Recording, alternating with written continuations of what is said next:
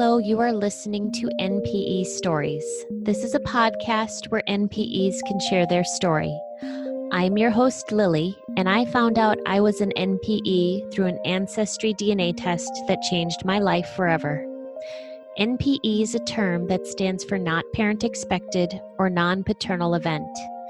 This means that one or more of our parents are not who we believe them to be. NPE Stories is a podcast where NPEs can share their story of what their original family was like, how they found out they were an NPE, and what their journey has been like since the day they found out. Welcome to episode 17, where today I am talking to Tim. Hi, Tim. Hello, Lily. Thank you for being so patient with me today. Oh, that's fine. We've been trying to set up this podcast and we're finally here. So let's get into it. And again, you can tell me, but for the first time for everyone else, tell me a little bit about what your original family was like. Well, I was the youngest in a family of five. That is, I had two older brothers. One was 8.5 years older than me, and my brother Tom is 5.5 years older than me. So they were born in the 50s, and I was born in the mid-60s. And we did. I had some pretty good parents as far as taking care of us, and my dad had a factory job, and he went to work every day, Monday to Friday. And I was supposed to have a stay-at-home mom, but it seems at some point she didn't stay at home.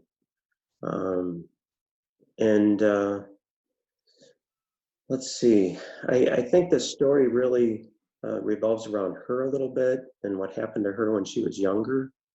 Her mother died when she was 10, and she, after living just a little bit longer with her dad, she went to live with her great aunt, who she described as mean Aunt Mabel, who had a cane and wasn't afraid to use it. So I think she endured a year and a half with Aunt Mabel, and then she ended up in foster care, probably around the age of 12 or so. And she was there through her teenage years, and she ended up going to the same high school as the dad that raised me. He graduated in 1951 and took her to his prom. And she would have been in 10th grade at the time. And she ended up going and living with her sister and brother-in-law for a little while. But they had committed her to a halfway house for girls down in Buffalo, New York. And she got released on her 18th birthday. And she called up Tony, my dad, and said, "Tony, can you come pick me up?" And he did, and they were married 4 days later and started their life together. He was drafted by the Army, and when he got the notice, he went down to the Marines recruiting station and signed up with them. He ended up going to Japan for about 10 months early on in their marriage. And so she actually became, I think, independent while he was gone, somewhat. But they continued on. My brothers were born, and then me. And by the time I came along, I could tell my mother didn't want to talk about her dad and her mom. Like, I would ask her questions, and it seemed painful for her to answer them. It wasn't, she wouldn't elaborate. It was just, maybe a 1 or 2 word answer or something. And so I really didn't know a lot about her early life, just her siblings somewhat, and my cousins, that immediate type of family. So um, let's see. Growing up, um, my parents never really had anything to do with my schoolwork. Like, uh, they always let me do my own homework, and they really didn't take an interest in anything. But looking back, the one time my mother had an interest in what was going on in school was the day in science class. I was probably in about seventh or eighth grade, and we were doing a blood type test to find out what blood type you were. And you get a little, you prick your finger or whatever, get a little drop of blood or 2 drops, and you put the chemical on it to find out, or whatever it was to figure it out. And looking back, it is somewhat humorous that that's kind of how you told something like that back then. Like, not DNA, it was more like blood type. Like, did it line up? Was it right? So it's somewhat humorous to look back and think that was the only time my mother was really interested in any kind of homework or schoolwork that I did all through school. But coming forward, I would say um, when I graduated high school, it was 1983. Both my brothers had already married and were out of the house, and so it was just me with my 2 parents. And about a month after I graduated, my mother had a blood clot in her calf again, and she was limping, and she knew what she had to do and get it taken care of. So I drove her to the hospital, and she limped in, and within 3 weeks she had died. Oh, She I'm so her con sorry. Yeah, it was pretty traumatic at the time. Um, she and that was the strange thing, is she went to the hospital. She was limping. She went to the hospital, and she kept getting worse while she was there, until she had 2 operations while she was in there over the course of 3 weeks. So it was a big shock to everyone. She died just before her 48th birthday, and family, friends, they were just shocked. And my mother was one of these people that she liked to make people laugh. Like, she always wanted to joke. If you're having a get together, it'd be good to have my mother there, because she'd be joking. And she loved to play cards. And if she got together with her brother uh, and her brother's family, and playing cards, I mean, they just took it to another level. They would be crying at some point, that they'd be laughing so hard. So everyone really loved my mother that way, and it was a big shock and traumatic. Now, one of the things um, that was strange to me is when I saw mom and dad, they never held hands. When dad would come home from work, he'd go over to my mother. Maybe she'd be cooking at the stove, and he'd try to give her a hug or try to give her a kiss. And it's almost as if she was repulsed by that. And it was interesting. Just um, I don't know if it was about a year ago or so. My brother and I were talking about that. He brought it up, and we had different reactions to it. He was really upset that mom would do that to dad, and for me, uh, it was the impression I got that uh, she thought he wasn't good enough for her. And it's just strange how those impressions, like, leave a mark on your personality, Mm-hmm. growing up, and as you age and deal with members of the opposite sex. So uh, I can remember coming into the hospital the one day. It was probably about a week and a half in. Um, in almost 2 weeks. And at some point, they were even talking about amputating her legs because of her condition, which means that she'd be restricted to a wheelchair. I know that that started coming up. Like they were afraid she was getting gangrene in her feet. Like that was a very real danger.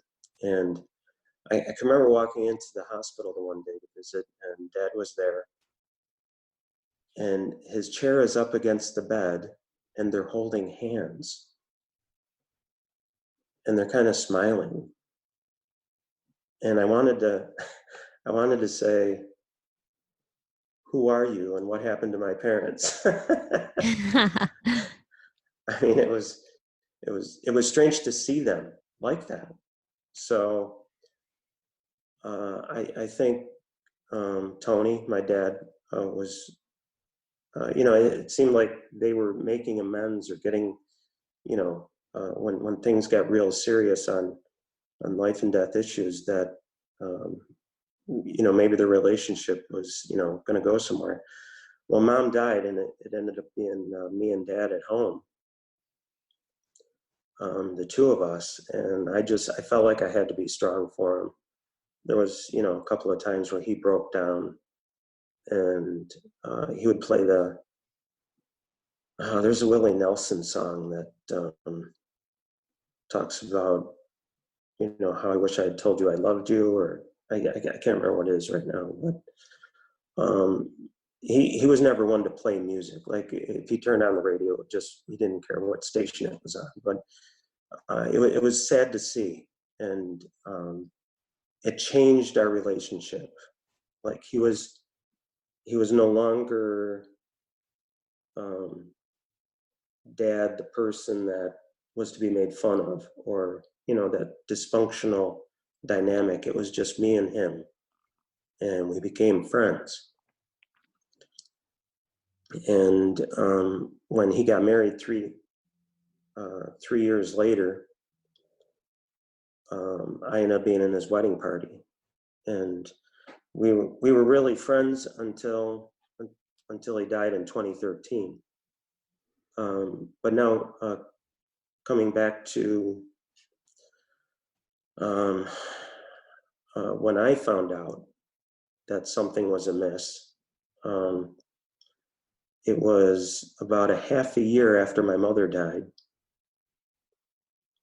So this would have been about winter of 1983, 84, I would say. And I'm driving, I'm with my brother. My brother's driving, my brother Tom. And he says, did you ever hear that Mom had been disfellowshipped or shunned by the congregation? And I said, no, I never heard that. And he said that Linda, his wife's best friend, had been talking to her, and she came out with this information. And not only that our mother had been shunned by our congregation, but that there was another man that had been shunned, and a lot of individuals thought that he was my father. And it's like, come on, like how have we never heard this? And so that was the very first I had ever heard of it. But through the years, it's been great having my brother. I really should, let everybody know out there who's an NPE that they should hire my brother to go ask questions for them.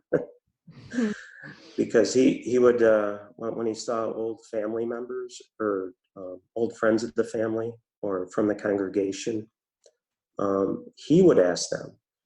I think if I brought it up or if I asked someone, they would be rather apprehensive, like not to let me know. Yeah. But I think they were disarmed because it was my brother. And so I think a lot more people were more free with him asking. And I didn't feel I could ever ask my dad, like Tony, you know. Hey, Dad, do you remember that time Mom had been shunned by the congregation? Do you think, did you hear this rumor? But my brother actually did. I don't know how the conversation went, but I know he asked our dad about that time. And so this is one of the, I would say, maybe one of the 3 times my dad came to my bedroom and, kind of in a serious way, you know, had me sit down and said, your brother came and asked me, and if you are my son, I just want to let you know that you definitely are. There's no question about it. And I'm thinking, okay, Dad, yeah, all right.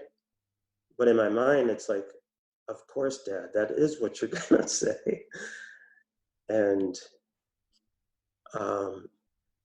so from there, kind of through the years, different ones that I would see or meet, I would ask about this other man that had been disfellowshipped from the congregation. And all I had was I had a nickname, Skip, and I had his last name. But I didn't know his real first name. So I would ask, people if they remembered Skip, and a few did, and my brother would, and some would say, yeah, they thought he might be my father. Now, I did come across some information later on that I got the dates that my mother had been shunned in the summer of '63. And it was because she confessed to adultery, and it was actually repeated. She had an affair, so that's why the drastic step was taken. And she was reinstated to the congregation in the spring of '66. So she was out for almost 3 years. And the interesting thing for me is, and I don't know if any other NPEs feel this way, but when you're a product of adultery, sometimes you almost feel some guilt, like as if there's guilt with the adultery, because living by the Judeo-Christian, thou shalt not commit adultery, and you're a product of something like that. It was a strange feeling because it took a while for me to, like, even though intellectually, mentally, I knew how God viewed me, it still was it was still something I had to reconcile within me. Kind of the reaction to that. So in talking in talking to somebody who is my parents' age in the congregation, and I would say this was probably about 1990, 91, somewhere in there. I told him my suspicions that maybe this Skip was, my dad, and he seemed to know the whole story. Like he knew Skip's older brother Roger. It was one of his best friends, and Roger's wife Donna was my mother's best friend. So this Skip was Donna's brother-in-law, younger brother-in-law. So I knew Donna. She was like an aunt to me growing up. Some of my very first memories are of Donna and her daughter,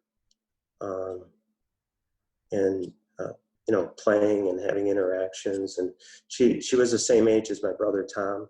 the daughter was. So those are some of my very first memories at about 3 years old or 4 years old. I was playing with my brother Tom and Donna's daughter. And so I recognized that Skip's surname, and that he had moved back to Pennsylvania, where the family was from. And when Google became a possibility, I had searched the name.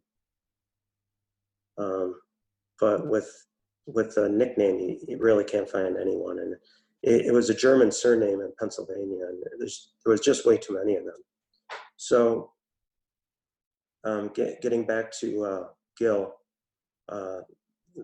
the one who was familiar with the situation, I told him I would really love to talk to Donna at some point. She was my mother's best friend. This was her brother-in-law that's accused, and I'd like to hear from him or her, to see if she knows anything. And he says, "Well, why don't you come over to my house?" She was living in Florida. He says, "You can call her from my phone." Because this was back in about 90, 91, if you called somebody long distance on your landline, because nobody had cell phones yet, it would show up as a bill, on the bill. And so I really couldn't call her from my house because it would show up on the phone bill, and Dad would see, $15 to call Florida. Who'd you talk to? Oh, sure. So Gil invited me over and said, why don't you call Donna from my house? Your dad doesn't have to know. So that was great. I was able to do that. I went over, and she just had this idea that my mother was some angel, that she could do no wrong. And when she started in on that, I'm surprised she couldn't hear my eyes roll in my head over the phone, because it's like I know my mom. I know some of her stories, her life, and I know she wasn't an angel. But I also know that Donna, when she visited my mom in the hospital, she was joking and laughing, and my mom wasn't doing well. And that was the last time she saw her. And I think that's the way it affected her, that she wanted to remember my mom that way. And what it taught me is even somebody that might have insight into a situation, 8 years down the line, this is how they remember it now. This is how they're recalling it. And you can only rely on, when you're trying to find out information like this, you really have to weigh it against what you know and what you feel, and also what other people are contributing to the discussion of your NPE story, and trying to figure it out and what happened. So that was really it for a while. I had to go 5 or 10 years at a time without really knowing or finding out anything. Over the course of many years, I did find out some other family members' names. And so I would say and the funny thing is my last name is Polish. It doesn't look Polish right off the bat unless you are Polish and you realize it is a name. So people would ask me, and I'd say it's Polish. I'm not. My grandmother is, but I'm not Polish. Because I really didn't believe at some point that Tony was my father. I would look in the mirror and think, this is not the male version of my mother. This is not Tony's face either. There's somebody else out there that looks like this. And even looking at other individuals, I have a niece and a nephew, and as they grew up, seeing how they looked like their mother at some point, or they looked mostly like their father, but at times they looked like the maternal uncle, or, another family member, even in some of their expressions or the way they smiled, their mannerism. And I really had nothing like that. And even growing up at times, I thought, how can I be related to these people? You kind of take a step back, and but I attributed that to maybe that's how a lot of people feel growing up, especially once you get into your teen years. So through the years, I wondered if I would ever find out what happened to this Skip, if I would find him. And like I said, I'd go 5-10 years at a time, and not find or hear anything. And even when Google did come out, it was difficult to search anything without his real first name, his legal first name. I was on a trip with a bunch of friends. My wife and I went to the Outer Banks, and a bunch of our friends got together and rented a beach house. And I realized while I was there on vacation that week, I had talked about how I probably wasn't a Rosin a lot, that I probably wasn't Tony's son. And I thought, I should try again. In fact, I have some family members' names now. So I searched for those family members, and I found Skip's obituary. I found his mother's obituary, and I found a brother's obituary. And they all died, I think it was within a year, Skip being the last. And in his obituary, I saw that he had a son. So I thought, wow, this just got real. I could have a half brother out there. Now, it also said that he died at home, and I realized that it was his birthday.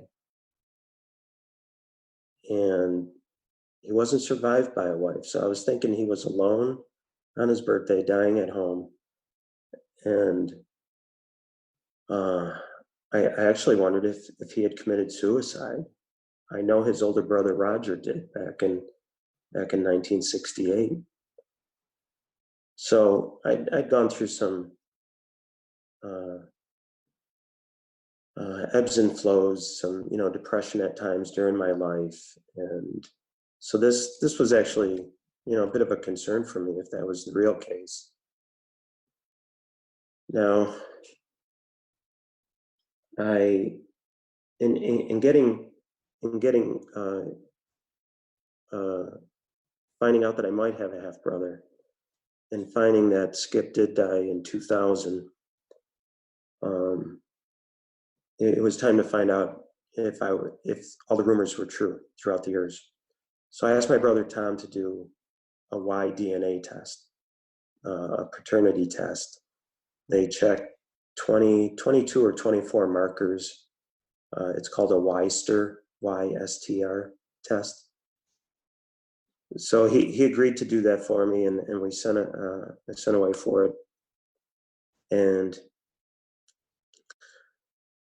this was in 2012, and the first week in November, the results came in, and I'm looking at it, and we only had about 14 to 16 of the 22 to 24 markers the same, and they should have been identical because we both got the same Y chromosomes from our father, but they weren't.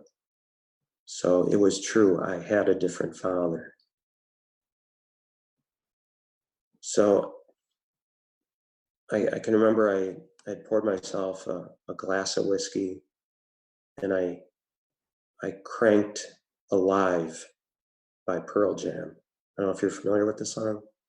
The lead singer of Pearl Jam is Eddie Vedder, and he wrote the song because he's an NPE, and the first few lines of it are about how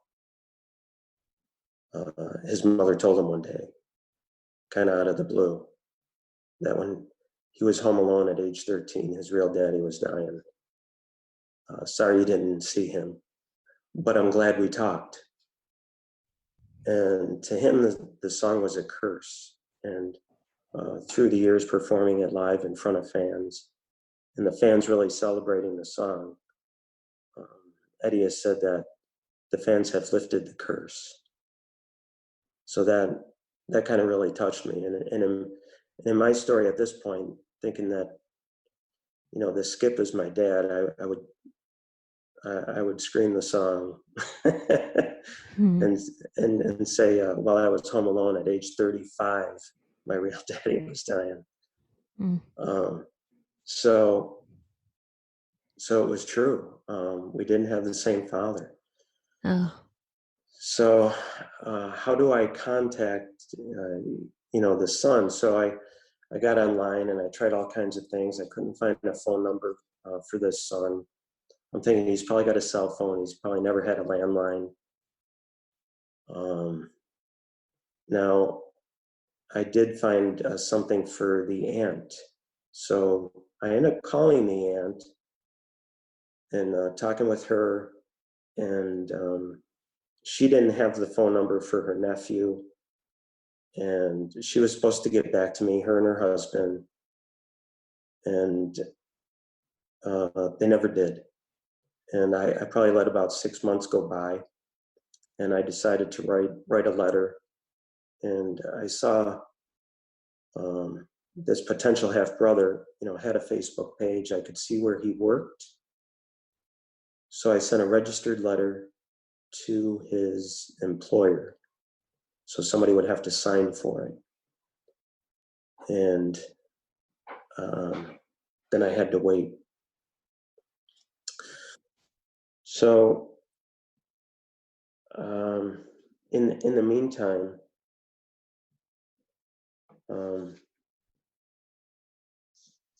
this one Sunday morning, the alarm goes off, and I have my alarm set to NPR radio, and Fresh Air is on with Terry Gross, and she's interviewing Sarah Powell, who just did a documentary on her NPE situation. And it was just fascinating that I heard this, and I actually downloaded the episode and I burned it to a CD and I played in my car.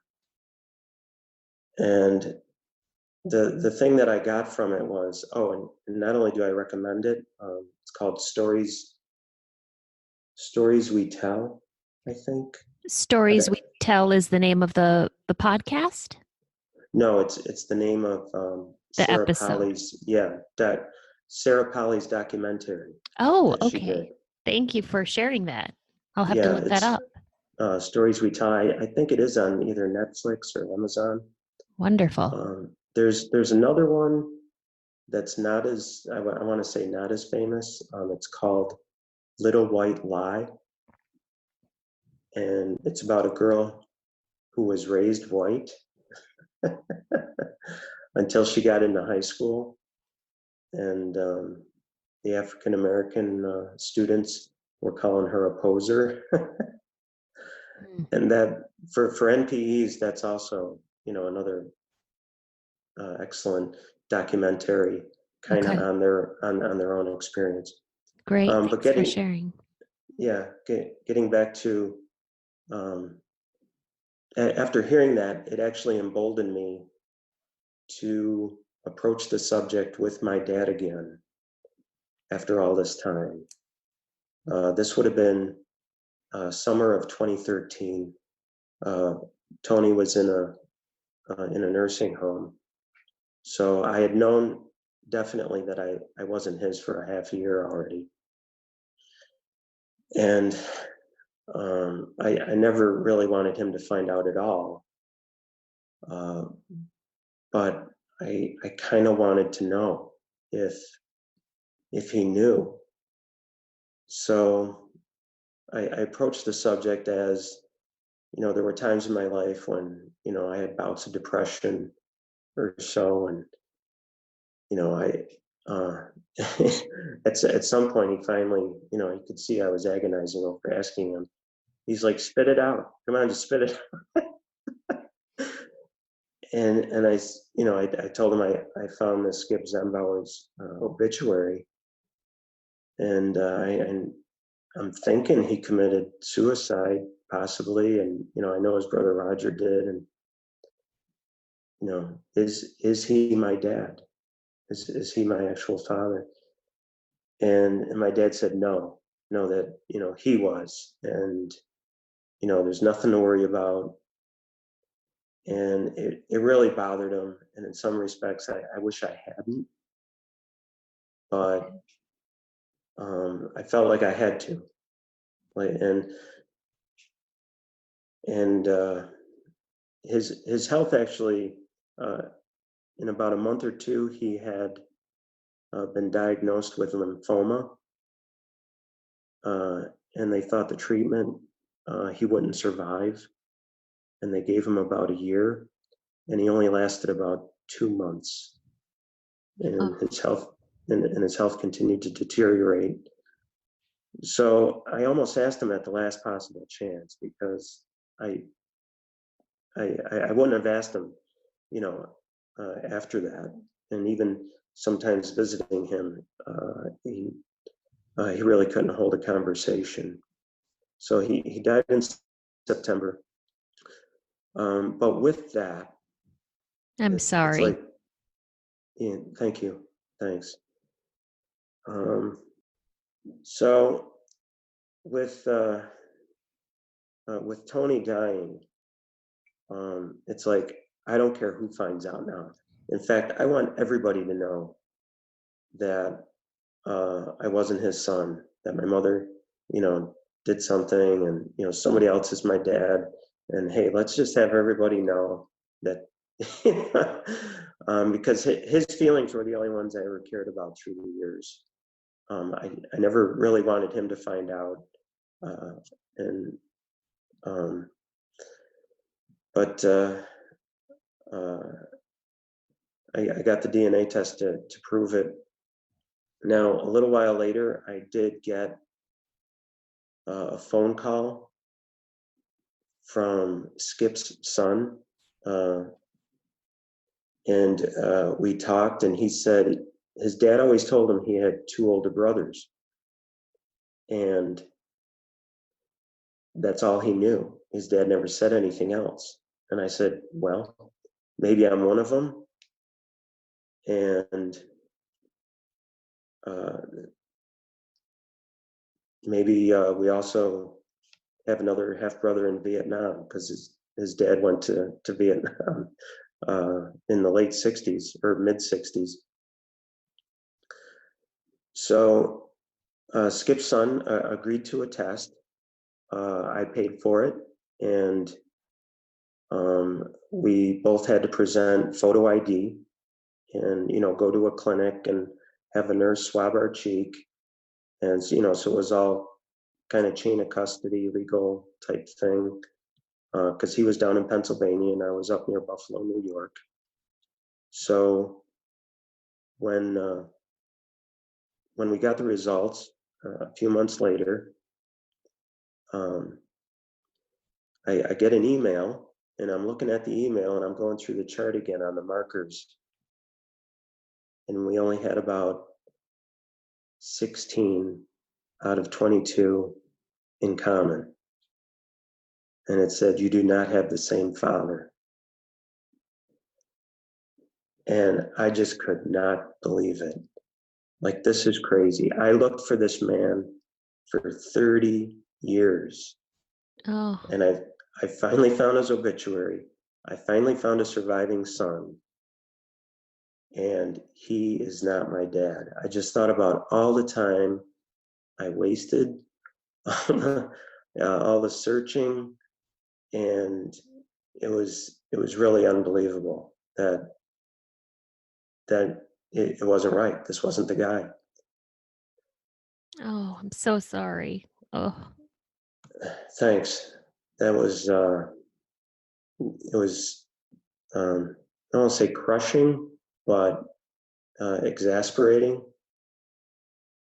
Now there was only one other man, an older cousin had a different name, a different person that she thought, and at the time he was about 92, living about an hour and a half from me, and I printed up some large pictures of my mother just in case he had bad eyesight, and I drove down to see him,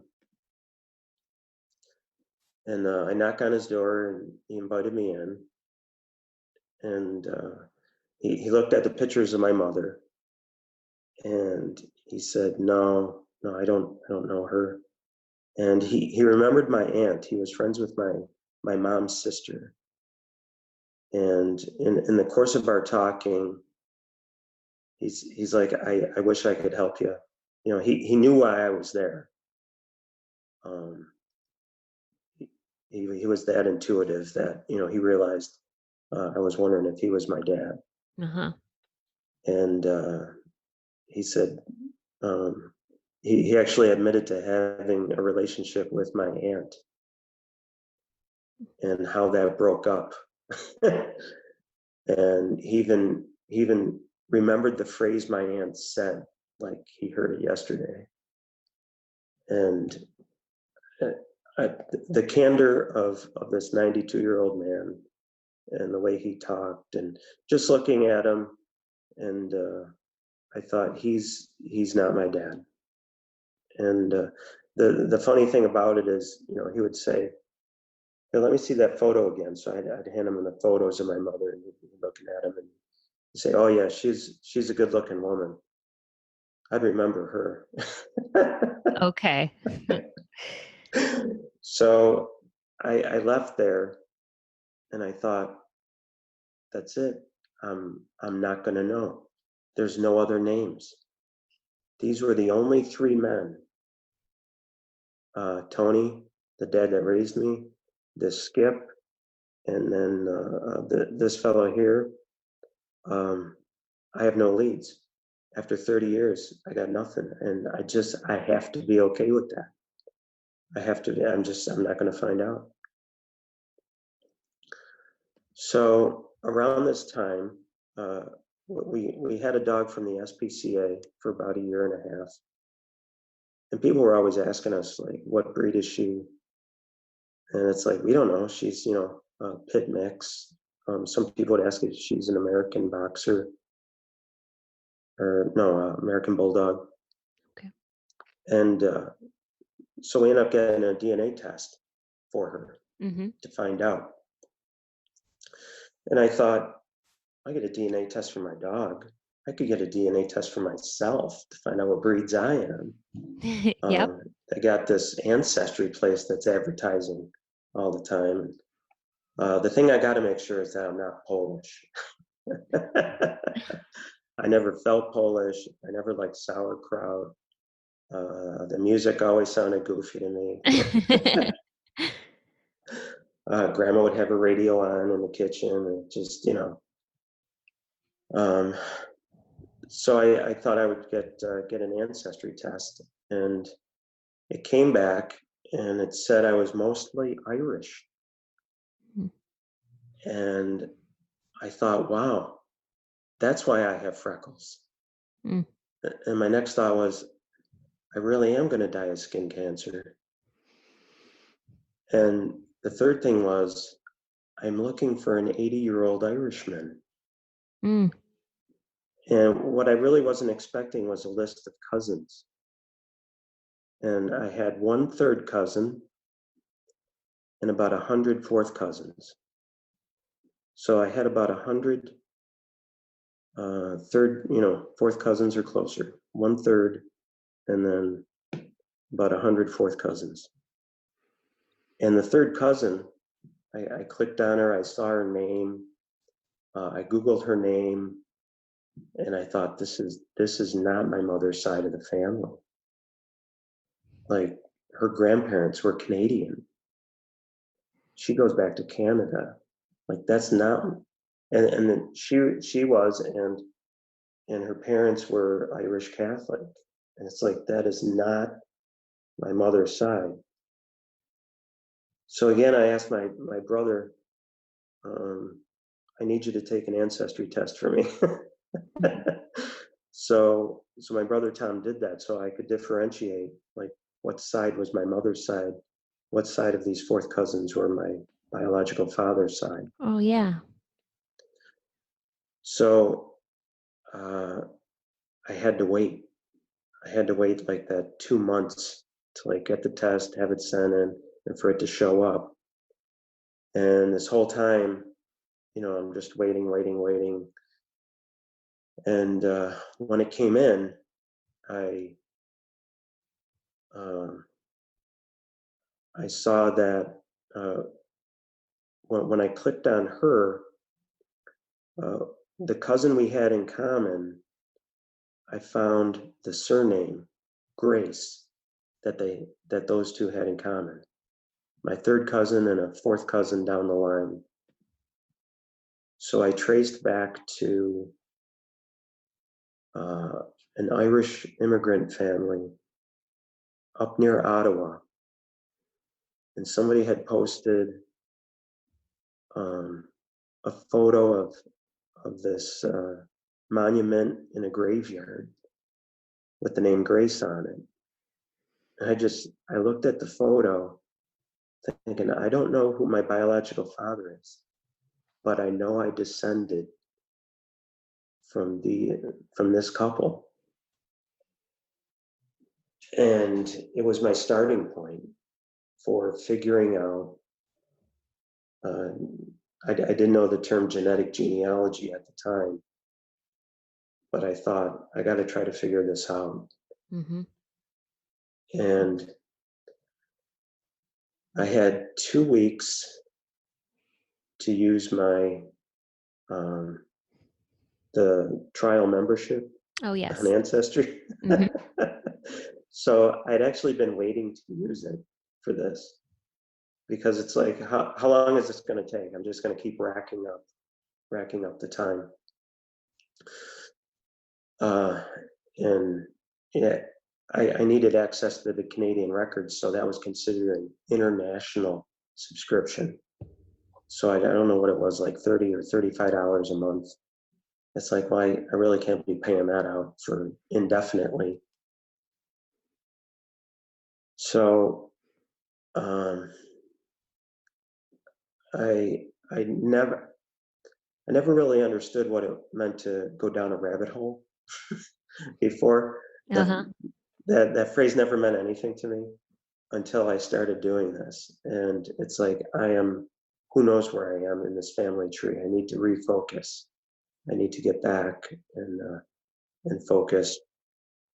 I have an affinity for kind of like history and timeline, and also this, the search for my dad, my biological father. So it kind of all came together in working on this tree and doing research. And I didn't realize how adept I would be at genealogy.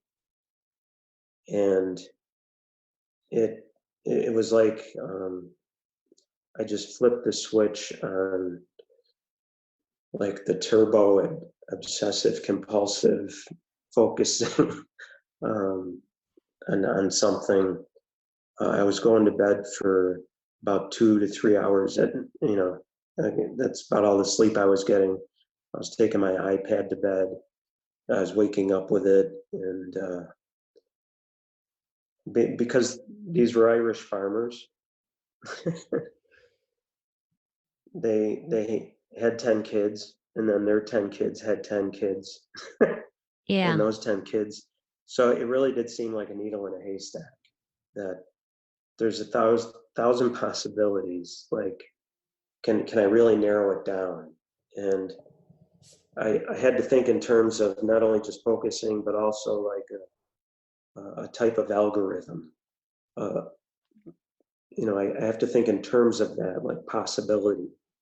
So this one day, I'm filling in the marriage mates for this couple's children. I'm going across, putting in the names, and the next morning I wake up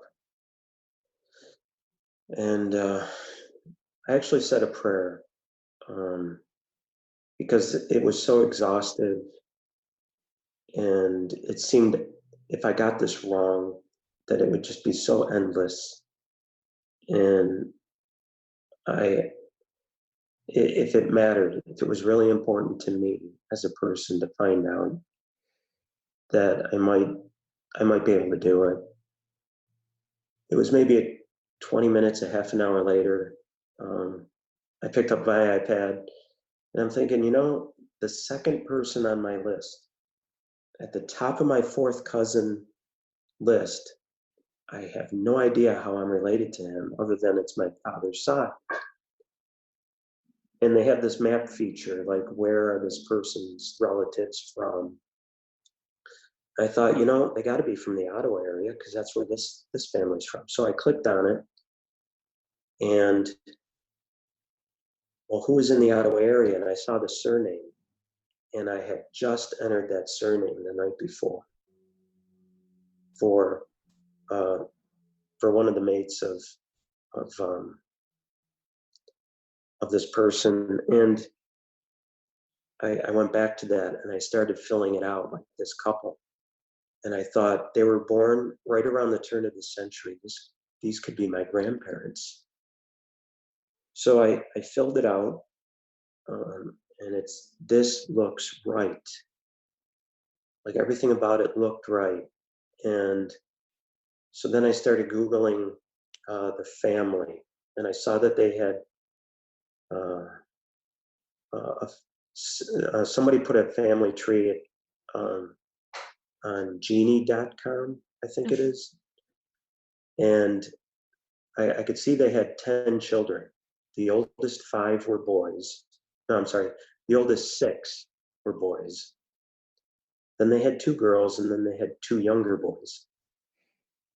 All 6 of the older boys were born in the 1930s. It's like, wow, any one of them could be my dad. They were all deceased. There was only 2 surviving children from this family left. One of the girls and the youngest boy. And so I got on Facebook and I started stalking the family that way. I found um, I found the youngest boy from the family, who was potentially my uncle, and I showed a picture of him to my wife. I said, "So, do you think I could be related to him?" She said, "Well, yeah. Look how big his head is." But also what I noticed was his nose. Like I could never figure out my nose like when I was a kid. Like if it was like my mom's or my dad's, because it wasn't. It was like my biological father's. Mhm. So I sent a message. I friend requested this potential uncle, and I wrote up a message through Facebook, and I sent it to him. And you can't tell if they've read it or not. Mhm. And this was at the beginning of November of 2015. So I didn't hear back from him, didn't hear back from him. And I thought, Christmas was coming up, and I thought, I'm going to give the family something to talk about. So what I did is I made up a sign with my alleged grandparents' names, and I posted that on Facebook.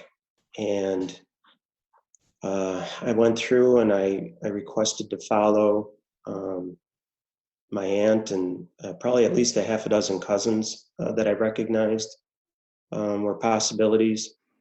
And I said, I think one of the 6 older sons of this couple is my biological father, and that I would pay for any of them to get a genetic or an ancestry test. And my Uncle Terry agreed to do that right then when he saw it. But in doing so and going through, and as they accepted the friend request on Facebook, they were saying, "You look just like Jerry. You're the spitting image of my brother Jerry." And that really got me emotional, because for 30 years I'd been looking in the mirror and come to realize I looked like somebody else out there, that my face was not the male version of my mother. So that was really something. They started sending me photos right away, so I could see. And eventually I found out I did have a half brother. He got an ancestry test, and it came back that, at the correct centimorgan level for a half brother. And we met and talked for the first time about 3 hours. We met at a coffee shop. He lives an hour and a half from me, and we talked about medical histories and about our father. It ended up being, and we wondered how they met. How did my mother meet his father?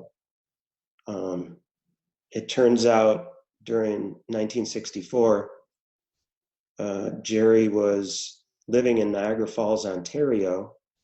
He was crossing the border every day and working at a hotel in Niagara Falls, New York, which would have been about 15 minutes from where we lived.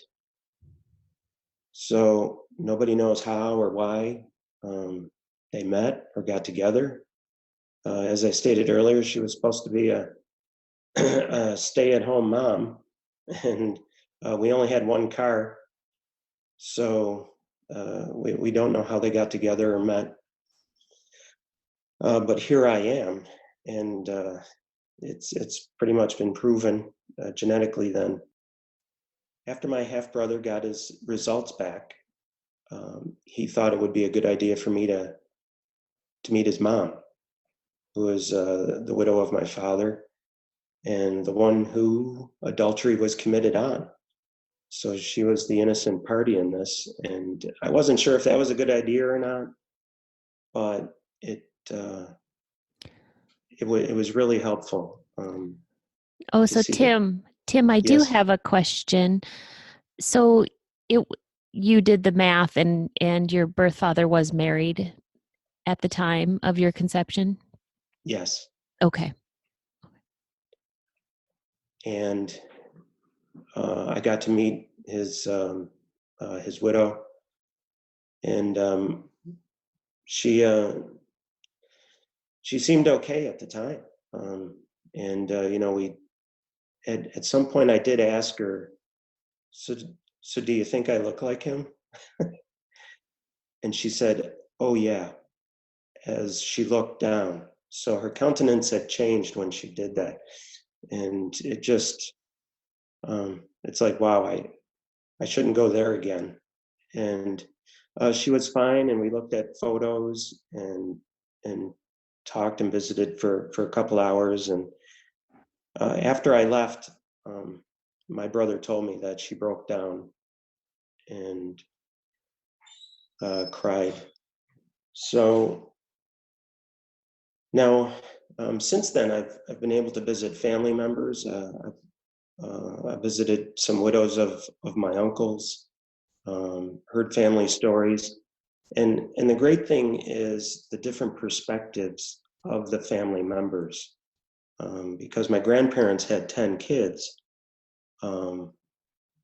ranging, in a wide variety of ages, along with their mates. They all got different perspectives of the family and things that happened. So it's been great to talk to so many and to see photos. I invited myself up to Ottawa. I asked my aunt if I could come up and visit her, maybe see some photos, and she invited me to stay with her, which was absolutely fantastic. And then when I wanted to go out to Vancouver, my uncle did the same thing. He had me stay there with him and his wife, and to be able to visit and hear stories was just fantastic. I really feel blessed, the way the family has received me, and to have this insight. And even my wife has said, after seeing photos of my biological father, when she looks at me, she kind of thinks of him now. And even seeing me with the family and talking with them, she could see how it's like I belong with them. Like there's, it has to do with the personality. Certainly comes through the genetics, apparently. So before I visited my aunt up in Ottawa in October of 2016, I knew I would be visiting a lot of the ancestral graves up there. Before I left, I wanted to go across the border and see my father's grave. So I found out where it was, and it's about 25 minutes from where I live, crossing into Canada, including the customs. So it took me about 25 minutes to get there, and I found it rather easy. It can be difficult to find a marker in a graveyard. If anybody has gone to a cemetery, and it's like, I thought it was right here, and you end up walking around in circles trying to find one. It was relatively easy. And I took some photos of it. He's buried with his in-laws. I took a couple of photos of those. And I'm thinking, and I'm looking at his marker, and he died in 1982. And I thought, I found him. And I said it out loud. And I thought, if anyone heard me, they might have just thought I was walking around and, oh, I found him. Now, this was a 32-year search. So I said it again, I found him. And I don't know if you've ever been at the beach and you're standing in the ocean looking back on shore, and a wave kind of hits you across your legs and it knocks you a little off balance. And just a couple of seconds later, a larger wave comes and just slams your body.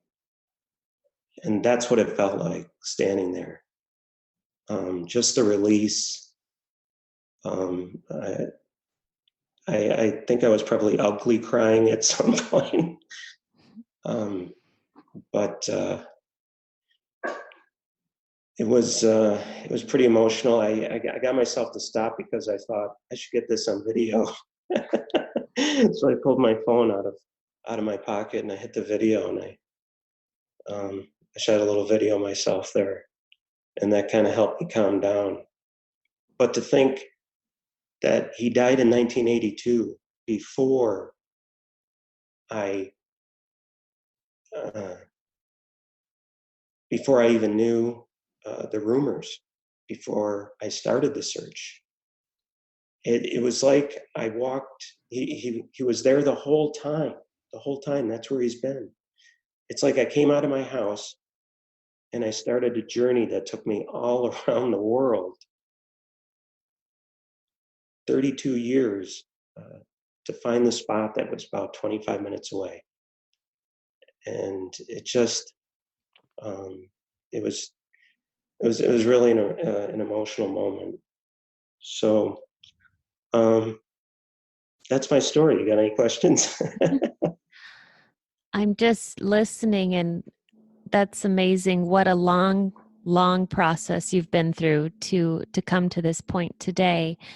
And well, it sounds like at times, just emotionally, you've really been through it. And so I just commend you to where you are today, and thank you for sharing this. Well, thank you for giving me the opportunity. And I know there might be some people listening that would have some questions, or if people would like to get in touch with you, is there a way that they could reach you? Yes, I have an email address. It's tswrazin@yahoo.com. And uh, I want to apologize ahead of time. I may or may not respond, Mhm. but if somebody wants to reach out, that's fine. I did want to clarify earlier. I had mentioned how I thought maybe Skip, the man for so long that I thought was possibly my father, Yes. that he committed suicide at home. And when I talked to his son, he said, no, actually, he died of a heart attack on his birthday at home by himself. So just a strange coincidence. It seems like we can jump to wrong conclusions when given some facts.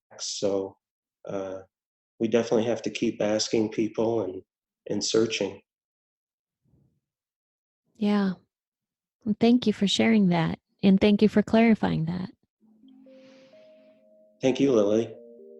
Thanks again to Tim for sharing today. These stories are here for us to identify with.